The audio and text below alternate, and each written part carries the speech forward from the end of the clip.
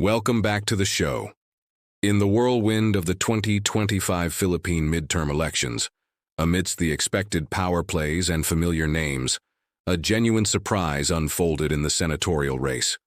We're talking about the remarkable performance of two opposition figures, Aquino and Kiko Pangilinan, running under the KiBam banner.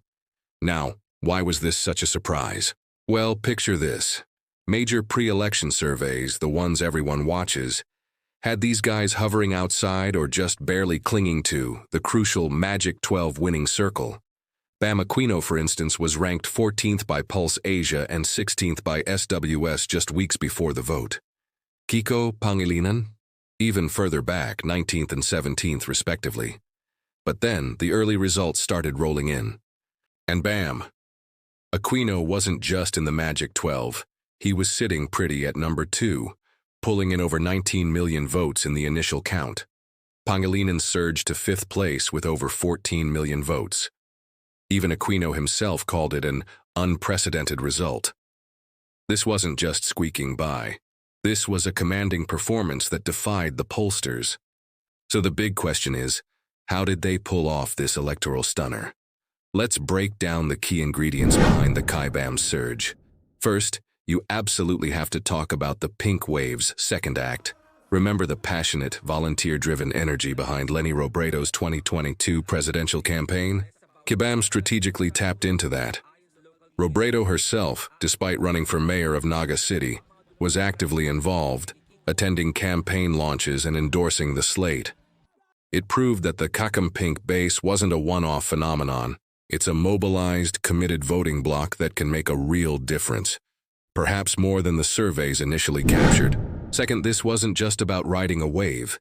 It was smart, multi-layered campaigning. They had the Mga Kaibigan, or Friends initiative, a grassroots effort. They had a strong digital game, targeting youth and overseas workers.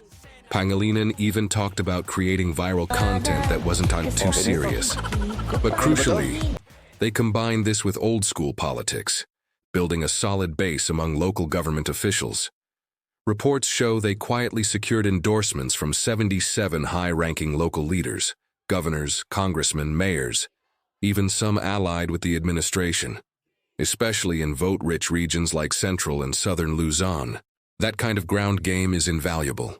They also cleverly positioned themselves as an alternative to the political infighting dominating the headlines. Third, let's talk endorsements, the game changers. Just before Election Day, Aquino received a shock endorsement from the Iglesia ni Cristo, or INC. This group is known for its block voting and commands potentially around 2 million votes. Getting that nod, especially late in the game, was likely a massive, perhaps even decisive boost for Aquino.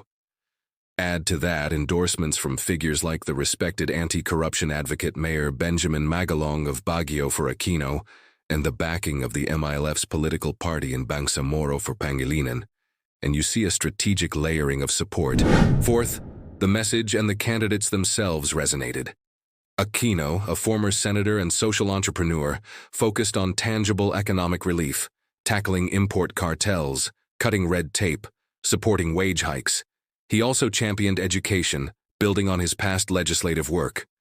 Pangilinan consistently pushed for food security and support for farmers and fisherfolk, with a message that hunger knows no color, and significantly, on the increasingly sensitive issue of the West Philippine Sea, Aquino aligned himself with the Marcos administration's popular, assertive transparency approach towards China, a stance likely appealing to voters concerned about national sovereignty.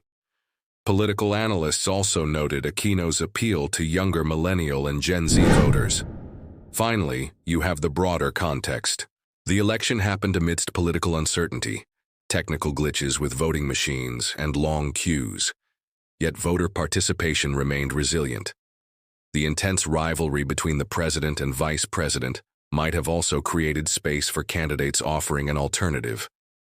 And the rising importance of the West Philippine Sea issue in public discourse likely favored candidates seen as strongly pro-Philippines.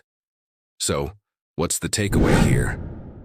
The KiBam success story is a fascinating look at modern Philippine politics.